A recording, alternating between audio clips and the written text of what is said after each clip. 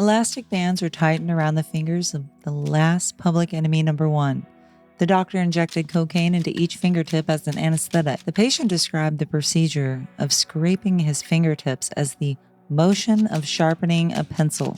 This intensely painful procedure was the result of a man trying to elude the federal investigators' new methods of tying criminals to crime scenes. What frightened one of America's most dangerous criminals enough to let a doctor carve the ends of all 10 fingers. The Barker-Karpis gang had been operating around St. Paul in 1933.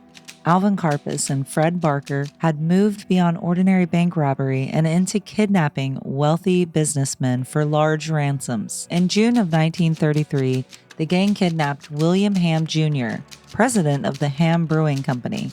Hamm was forced to sign several ransom notes and was released after payment of more than $100,000. The kidnapping itself appeared to have succeeded, but the gang had left something behind that they could not see. On September 6, 1933, the FBI laboratory used silver nitrate to reveal latent fingerprints on the ransom notes. Ordinary fingerprint powder did not work very well on absorbent paper, but silver nitrate reacted with the salt left behind in perspiration. The FBI describes the Hamm investigation as the first surveillance forensic application of this method to expose prints on evidence that could not be dusted. Prints connected to Alvin Karpis, Arthur Doc Barker, and other gang members to the kidnapping.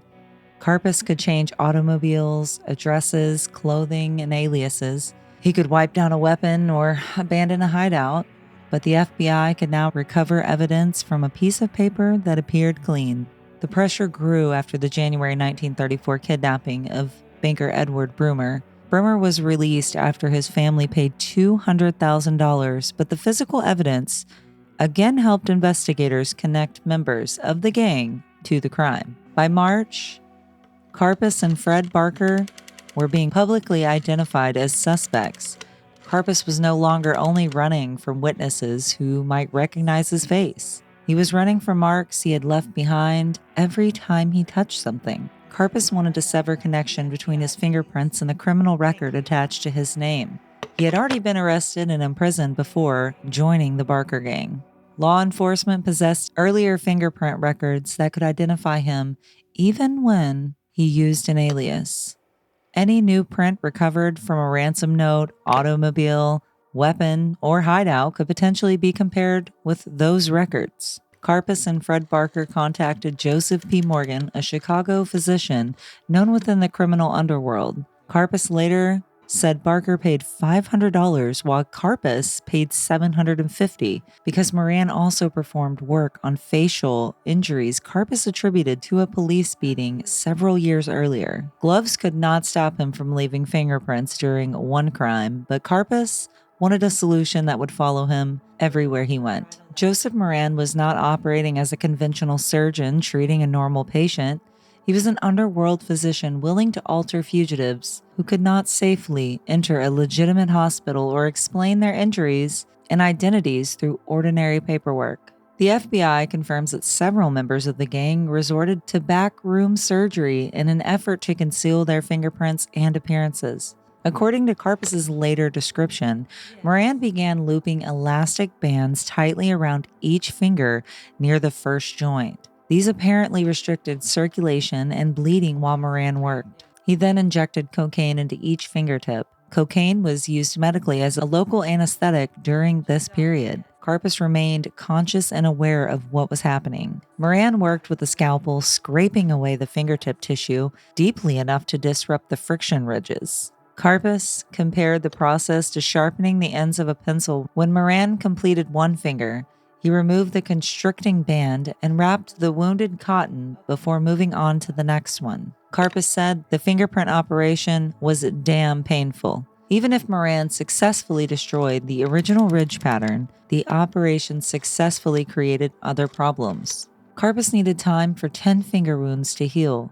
The damaged fingertips could themselves become distinguished marks. Moran knew the identity and location of 2 major fugitives. The procedure could make ordinary police suspicious rather than Karpis appearing normal. Removing his prints could not erase the prints that he had already left on evidence. The The original fingerprints were heavily disrupted, although faint ridge details reportedly remained. Once federal authorities knew that fugitives were mutilating their fingertips, the absence of normal fingertips could itself attract attention. During the national search for Karpis, police reportedly instructed to detain suspicious people with mutilated fingertips. Before this operation, police could identify Karpis through his normal fingerprints.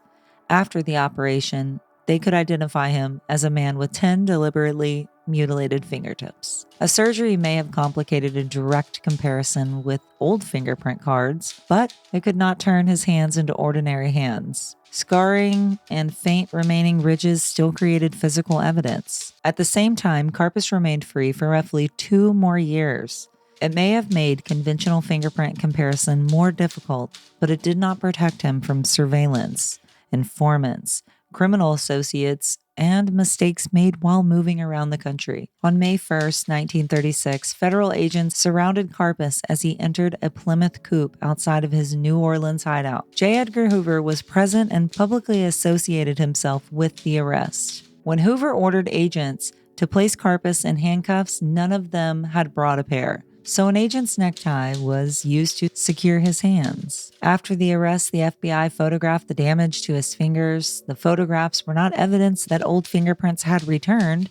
It had documented what Moran had done and transformed Karpis's attempt at concealment into part of official record. Karpis pleaded guilty in connection with the Hamm kidnapping and receiving a life sentence. He entered Alcatraz August of 1936 and remained there for approximately 26 years before being transferred. He was eventually paroled in 1969 and returned to Canada.